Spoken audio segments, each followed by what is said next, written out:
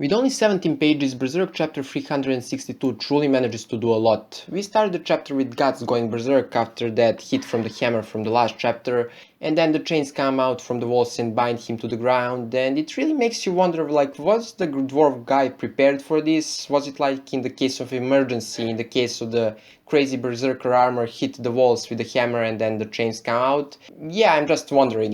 And I don't complain because it is pretty badass to see berserker armor all chained up.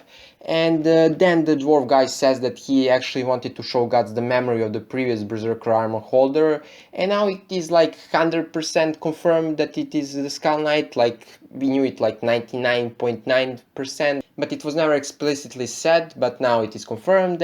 And he shows him the memory, and yes, I must applaud Miura, and I'll probably do it a couple more times throughout this chapter because this artwork is simply epic.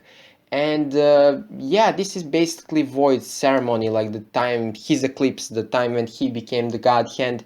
And it is very interesting to see how different it looks from the Phantom's like place. There it was like many faces on the ground, and here is like the tentacles, the walls of tentacles, and the big vortex of souls in the sky. And again, Miura did an amazing job in the sense of scale.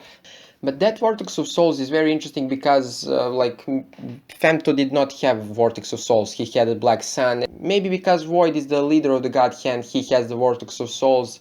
Who knows, but it is pretty cool. And then we see a bunch of monsters and a lot of blood. And I'm interested, is this the blood from the monsters that Skull Knight is slaying in the Berserker armor, or something that we see later on?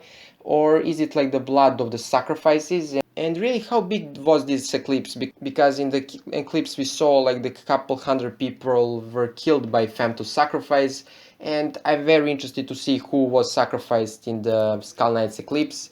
But nevertheless, we go on and then we see the God Hand, and I really did not thought that Miura will ever show us the previous OG God Hand, but here they are, and I really don't like how they look.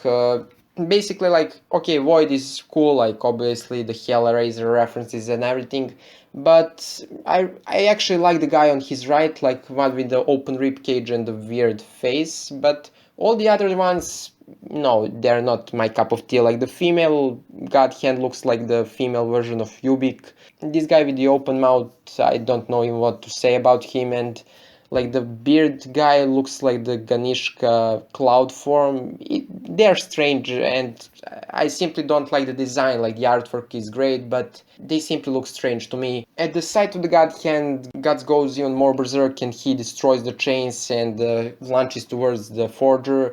But then he sees the memory, and this is something that I actually expected that we'll see. I actually expected that we'll see some Skull Knight's memories, not like the whole ceremony. I did not expect that we'll see the God Hand, but I expected that we will find out what happened, why he's the way he is.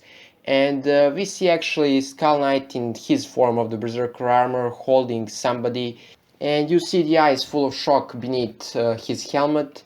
And in the next page, we see this woman branded with the mark of sacrifice, like with some blood on her, like holding Skull Knight, her hand on his head. And this is what I think happened in this eclipse. I think that this woman is Skull Knight's wife or his lover.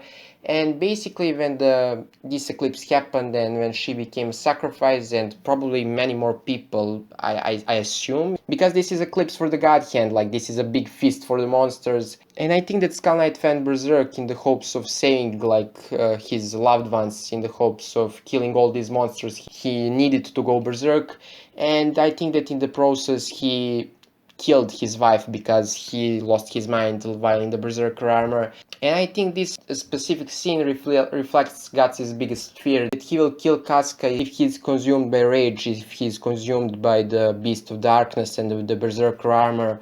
And again, Miura drew her beautifully, and it is very actually sad to realize like now the story of the Skull Knight. And if this is truly the case, like the story I just said, it is pretty sad, like the Skull Knight story, like hunting the God Hand for the thousands of years because of something that obviously happened because of them, but also because of you in some sense. Still, there is one question about her for me, like, because if you see at her clothes and everything, you see that a lot of jewelry resembles like elves, something that you will probably see in Elfheim. So I'm very interested, like, was she like the witch from Elfheim? How big the connection was with the Skull Knight's kingdom and the Elfheim at that time. I hope that Miura did not just put like elfish jewelry because of like, oh, it looks nice. I hope that it has some connection to the Elfheim itself, like this lady.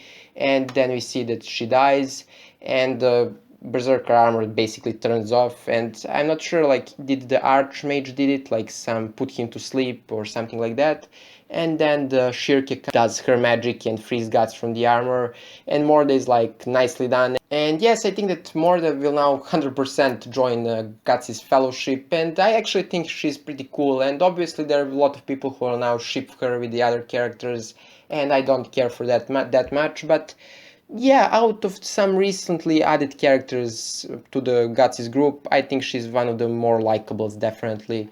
And Guts is again like tense shirk, and she's like, oh, nothing, like the same old stuff. And it is kind of funny to see this has become normal activity for them. And the chapter ends with the Skull Knight saying that this was what they witnessed, was the end of the foolish king and his beginning, like the beginning of his journey through the darkness. And yes, this chapter, guys, it was pretty epic. It was pretty informative in a lot of ways. Like, we now know that how the God Hand basically works. There is like the 4 God Hand, and there comes the 5th, and he'll become the first in the next generation of the God Hand. And as I said, like, seeing like the OG God Hand is something that I did not expect. Even more so, seeing what is like the Skull Knight's driving force, like the death of this woman, is something that I was speculating about for a very long time, and I'm really happy that we finally found out about his backstory. And I don't know when Miura will drop next chapter. Like, these chapters are painfully short, like 17 pages. But, you know, 3 chapters for 1 year, I'm really happy. I hope that next year Miura will do even better. And this will be it for this video. See you next time. Bye.